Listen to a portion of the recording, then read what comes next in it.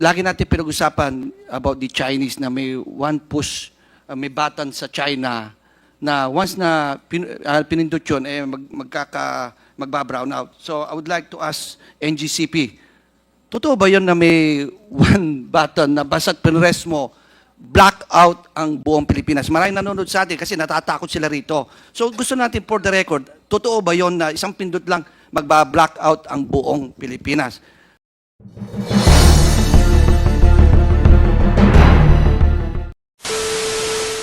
Yung issue na ito, tama yung sinasabi po ni Mr. Matibag, na matagal na itong issue. As a matter of fact, pinatawag po kami sa Malacanang during the time of President Duterte. Nandun po si Mr. Matibag, nandun si Secretary Cusi, and we were confronted with several issues, and the foremost issue raised by Mr. Matibag at the time was this: saan ka nakakita ng may-ari ng bahay na hindi pinapapasok sa kanyang bahay?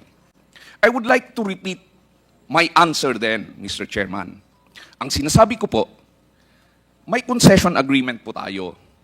Para pong may lease agreement, nangungupahan kami sa bahay ninyo, ikaw nga talaga ang may-ari. We recognize that. Walang problema po doon. Ang sinasabi po lang namin, hindi naman po pwedeng natutulog kami ng alas 3 ng madaling araw, kakabog ka na lang sa bahay namin, papasukin mo kami, maiistorbo naman kami. In other words, there should be protocols to be observed. Yun po ang sinasabi namin noon pa. And truth be told, Mr. Chairman, we have pictures.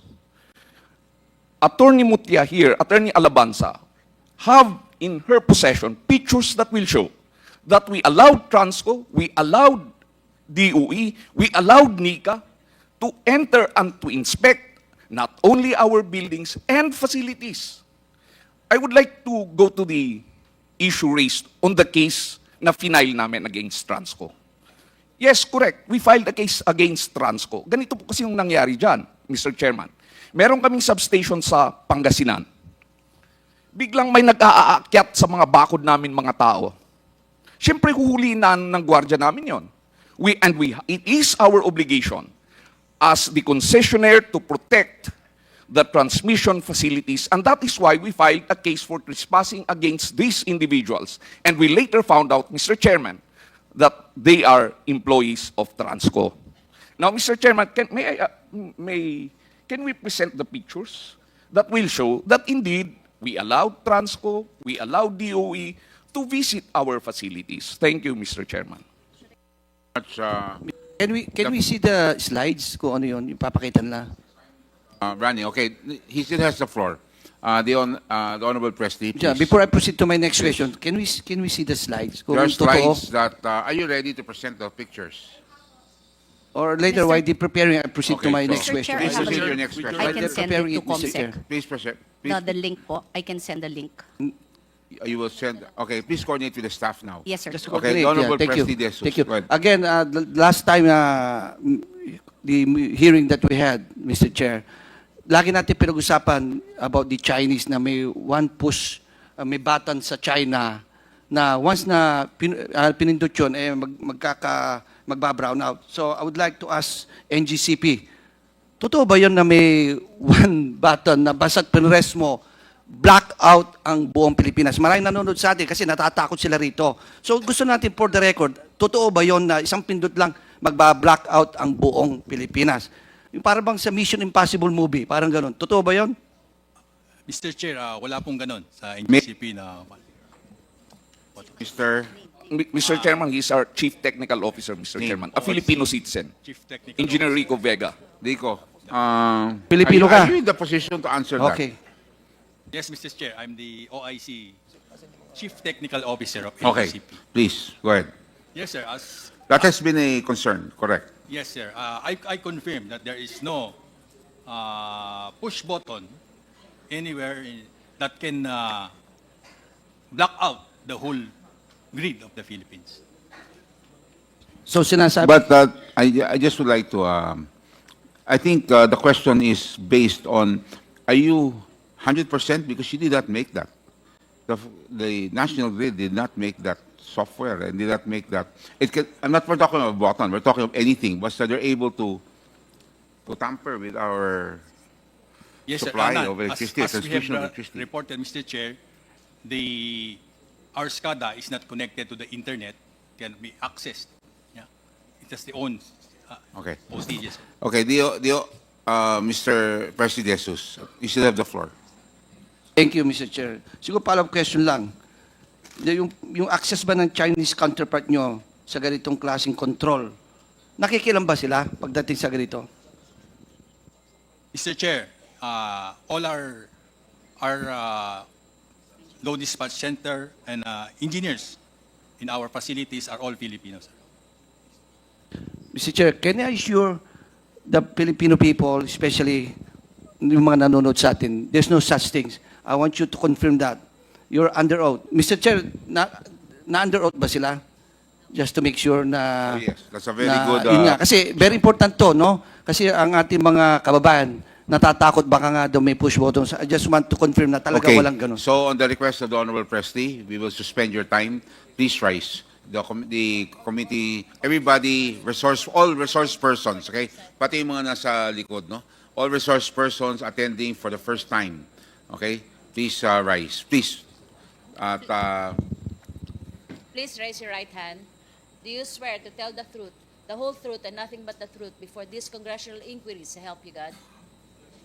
thank you. Please take your seats. Okay, the Honorable Presley De Jesus. Thank you, Mr. Chair. So, kasi, you know, we work in the energy sector for the last 15 years. So, hindi madali magpatay o mag-shut off ng kuryente. Can you explain yung procedure kung paano sinashut down ang buong grid? Yan ba isang pindot lang dito sa Pilipinas o iba sa Luzon, iba sa Visayas, iba Mindanao o iba bayan? Kasi meron tayong mga substation tender na sila lang ang ano. Can you explain that if you have a presentation para once and for all maintindihan ng ating kababayan? Ano ba kasi natatakot sila sa one button na yan na sinasabi nila. Please explain. Mr. Chairman, may I interrupt? Please. Sorry, I'm sorry. Yeah, Are you a technical person? I'm not. I just want to raise a point, Mr. Chairman. Can you Because respond to the question? Yes. Please. Mr. Chairman, we have protocols, but I would like to assure this honorable body that we can divulge everything about our protocols, but these are very, very sensitive issues and they involve national security. May we request, Mr. Chairman, if we will be compelled to do that, we request for an executive session. Thank you. Thank you, Mr. Chairman. Okay, thank you very much. And last point, Mr. Chairman, on China being able to put off the whole grid, Mr. Chairman, that's fake news. Okay. Thank you very much, Mr. Paul Sagayo. Don Presley, you still have, Honorable Presley. you still Yeah, have the so floor. again, so hindi totoo yun. So at least just to make it clear. Okay. Okay. Tony there- Paul, maybe Attorney Paul will confirm. Hindi totoo yun. Yes. Absolutely a lie, Mr. Chairman. Thank you very much. Thank you, Mr. Chairman. My next question, who determines, who evaluates, and who approves that type of technical equipment placed in the control centers? Who is authorized to handle the control? Mr. Chairman, again, the same answer, that all of these things will be covered. We can make, in a presentation that we can make, provided that it is on executive session. Thank you, Mr. Chairman. Thank you. Again, my next question, have you opened these control centers to a cybersecurity or any security vulnerability audit? Who's going to reply? Who's going to reply? Paul, are you replying? Mutya. Or Mr. Chairman. Rico Vega? Or Yes, Mr. Chair. We have a third party to audit our system, and in fact, we have been audited by ERC, NICA, and NSC, and we do our regular audit for third party. And Mr. Chairman, this has been raised a long, long time ago. That is why NICA and NGCP entered into a memorandum of agreement. And again, pursuant to that agreement, we allowed NICA to stay, to hold office in NGCP, and they are there. A lot of times, NICA, our intelligence communities had been visiting not only our facilities in Quezon City, but all over the Philippines.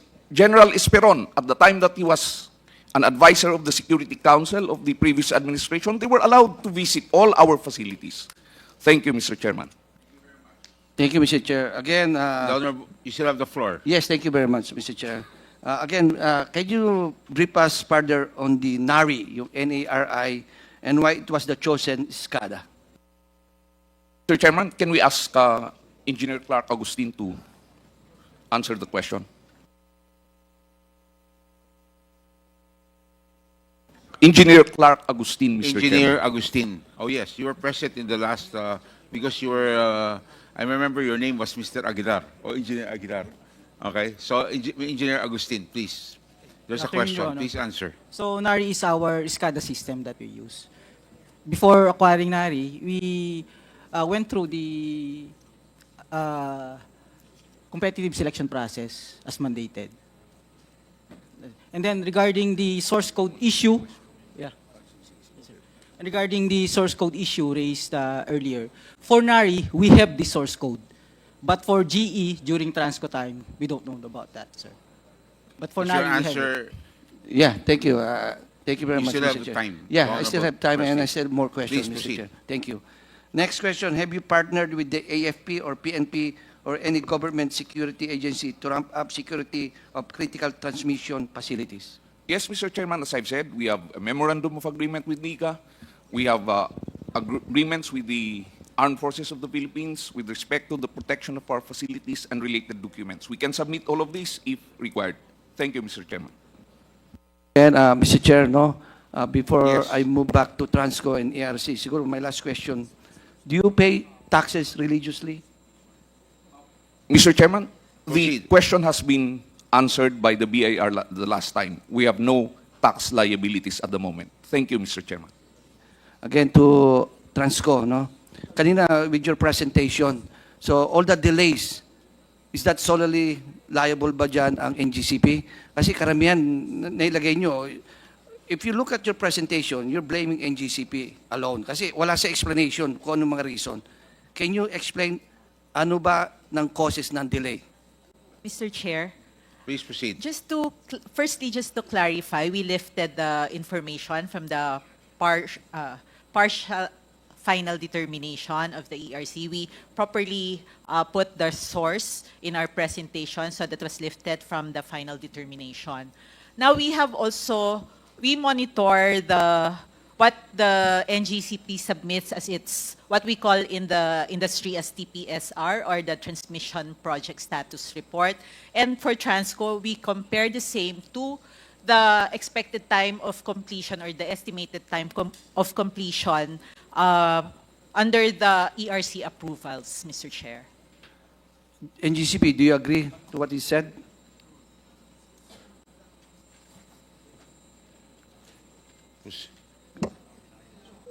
You're addressing the question to To NGCP, if they agree to what Transco said a while ago. Attorney Paul? Yeah. Is it, who's going to reply? Is it Attorney? Attorney Mutia will reply, but can you please repeat again?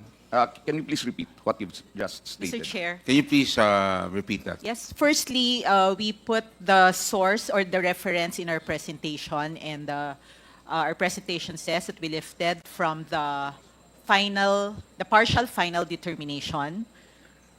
No, initial is the earlier one, but we lifted from the partial final determination. And then also, at the same time, Transco conducts its monitoring based on the submitted TPSR, or that's the Transmission Project Status Report of NGCP. And we have comparison as well with the ETC, or the estimated time of completion, based on the approvals of ERC, Mr. Chair. Mr. Chairman, I will answer that. We have already submitted with the ERC our answers, our explanations to all of these issues on delayed projects. I would like to, well, there is a principle which we call the principle of sub judice, that anything that is the subject of a litigation cannot be discussed openly. Well, anyway, we have already submitted that with the ERC. Mr. Chairman, as a follow-up to what the Honorable Congressman Rufus Rodriguez mentioned earlier, as the regulated entity, I would like to raise concern also about the proceedings that we're having now, with all due respect, because under the IPIRA, particularly Section 38, it is clearly provided that there is hereby created an independent, and again, I'd like to repeat that, an independent energy regulatory commission, a quasi-judicial body. As of now, this is the first time that I've been hearing internal discussions of ERC from the chairman herself. I believe that these things are matters which are now being deliberated upon by the ERC. What is the objective of the hearing? Is it intended to influence the ERC? Mr. Chairman, as the regulated entity, I am very, very much alarmed. Because if that is the case, we might just as well abolish ERC. Just a point of clarification, a statement that I would like to make as the regulated entity. Mr. Chairman. Thank you, Well, Mr. Chairman. Opinion Mr. Chairman, is, I think Mr. Chair. well, I still have time, Mr. Chairman? The opinion is respected, but we will have to understand that this is the oversight function of the committee, considering that you are a franchisee, and ERC is even the creation of Congress. So if there's any problem with ERC, then their department should be studied also. I understand, So thank Mr. you very Chairman. much. Thank you. So let's be clear. Yes, Mr. Chairman Dimolanta. Yes, Mr. Chair, just for the record, because there were certain statements attributed as if I made them, but there were no internal discussions that I have discussed. All that I have discussed were contained in the published drafts posted by the ERC precisely for public consultation. So I just wanted to put that on record, Mr. Chair. No, Mr. So you're Chairman. saying that everything that's been discussed here has been publicly posted?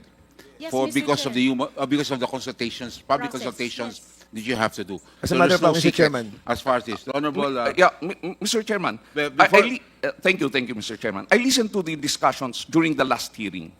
There were discussions about 3-2 votes on as spent, as commissioned. I think I didn't find that in the. It's published, Mr. Chair. Mr. Chairman. that is published, Mr. Chairman.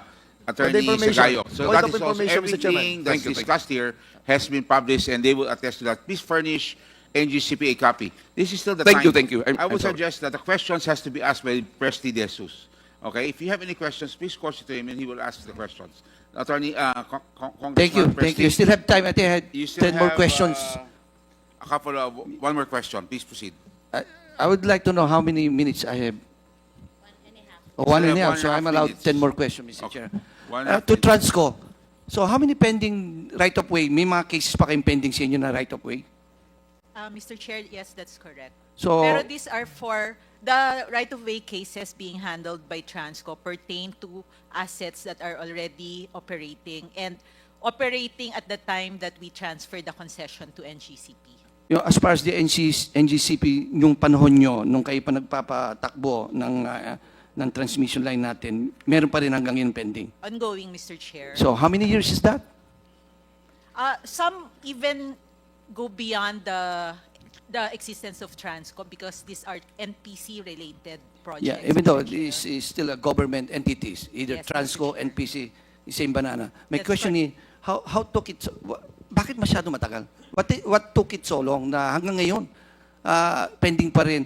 If you, being a government entity, hindi nyo nagagawa kagad in time, how much more ang private o ang concessionaire nyo, NGCP? Gobyerno na tayo kayo Mr. Chair, at the time, these were projects of the government then, and they were building really the power or the network, the grid. This was way back 70s, 80s. Currently, I will not be able to have any say on what happened before, but it's actually when the concession was with NGCP was prepared or the bid was set out, the right-of-way portion was really left for the government to settle. So NGCP started fresh with their own projects, with their own right-of-way management, Mr. Chair. So how many cases pending pa ngayon? In terms of pending cases, right now, Mr. Chair, I don't have the number, but we can submit. But if there are no claims for Transco to settle these, we are not able to do this for all the entire Philippines because these are all done projects. We need the lengthy process here is in fact the validation, whether the piece of lot is really part of a transmission project before, and also the valuation that will go into that in the settlement of that lot, Mr. Chair. Mr. Chair, Honorable Presley De Jesus, last question. okay. So before the last question, Mr. Chair, siguro I would like to make a manifestation here, no? So there's a motu proprio here about NGCP. But at the end of the day, whatever the results of this motu proprio, kung di rin natin mapababa ang presyo ng kuryente, useless din po yung ginagawa natin. So kailangan meron tayong gawin na bumaba ang presyo ng kuryente. Okay. Maraming nanonood Please ngayon. ask your question. Yeah, before Your I ask that question. You have to ask your question. The time Okay. is running. Again, you're still relevant, Transco? Kung wala na rin, you have no control over NGCP. Ano pang relevant ng Transco? Mr. Chair, this is just, I cannot speak for, or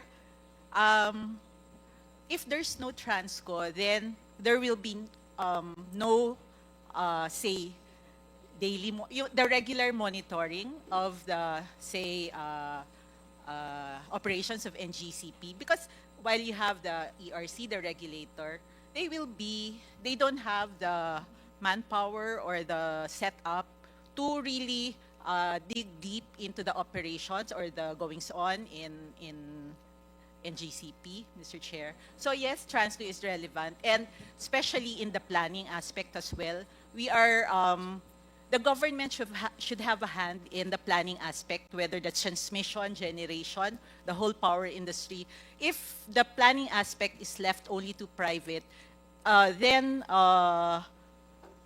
the government side or the objectives of the government may not be directly met, or there may be misalignments in terms of priorities, Mr. Chair. Mr. Chair, so I'll go for the second round. Ano? Thank you very much. The chair now, thank you very much, the Honorable Presley De Jesus.